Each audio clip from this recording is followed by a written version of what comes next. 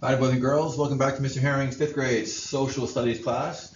Today we're going to start our unit 5A, which is our new nation, our new nation grows.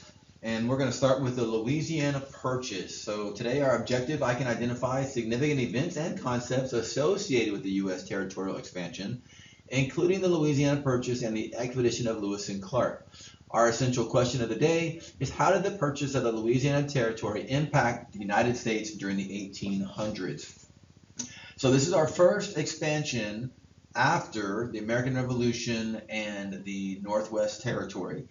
We finally start to cross that barrier of the Mississippi River. All right, so we're going to get through it pretty quick. Buckle up, here we go.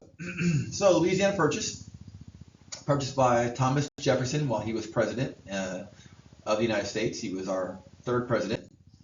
So if you could buy anything, if you're the president of the United States and you have around $15 million to spend on something that would benefit you and your country, what do you think you would buy?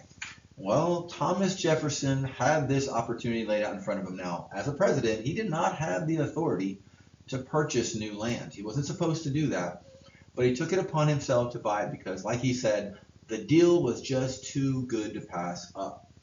But what would you buy if you had $15 million to spend on something that would benefit your country? Think about that for a second before you go on. You can pause it while you wait. So, moving westward, as the new nation grew, people began to believe that there was not enough fertile land in the east. Pioneers soon created settlements along the Ohio River, which is in that Ohio River Valley, and the Mississippi River, but they didn't quite cross it. They used these waterways as trade routes. They shipped all their products like wheat and pigs south to the port of New Orleans, and from there, goods were then shipped to the East Coast cities and into Europe. It made it a lot easier than traveling across the land in wagons. It was a lot easier to ship things on water.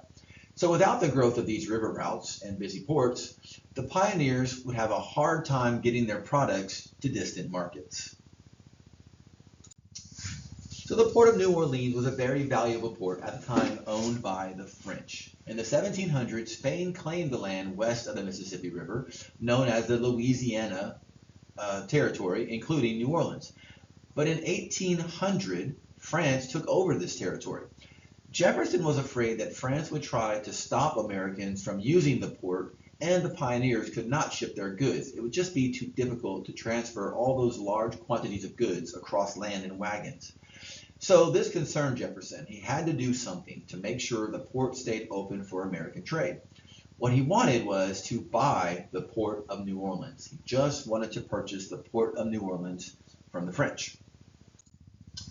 So the Louisiana Purchase was made by Thomas Jefferson. He offered to buy New Orleans from the French.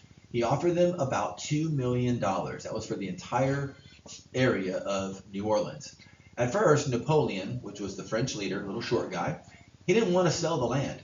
However, he also needed money to fight the war against Britain. Now remember, France and Great Britain have been battling for centuries, it seems like, and his debt was accumulating, and he just had to find a way to make some more money to defend his lands against Great Britain. So Napoleon made a very surprising offer. He would not just sell New Orleans, but he would sell the entire Louisiana Territory to the United States for $15 million. Now, this is a huge piece of property. It literally doubles the size of our country at the time. Yet again, we're doubling the size of our country. So the conflict was, he wanted the United States to grow, but he believed in a strict interpretation of the Constitution. He was one of those anti-federalists that believed the Constitution was just the way it is. It was not up for interpretation, and it was not meant to be changed. So, does the Constitution say that the president has the right to buy land? The answer to that question is no. It does not give the president to purchase land. However, the Constitution does give the president the power to negotiate and sign treaties.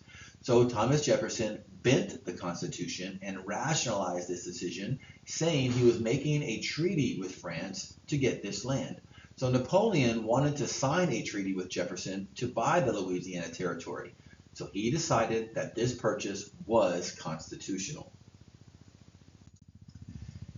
Now, in 1803, the United States completed the Louisiana Purchase. This purchase literally doubled the size of the nation. The Louisiana Territory would provide rich resources.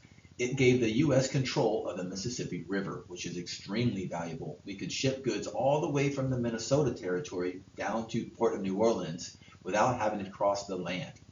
The United States was now one of the largest countries in the world. So if you look here, you have the United States in blue, which says United States, and the Louisiana Territory is this orange piece right here. Now the little piece in this trapezoid up here is contested land. It wasn't quite belonging to the United States just yet. It was still contested, right?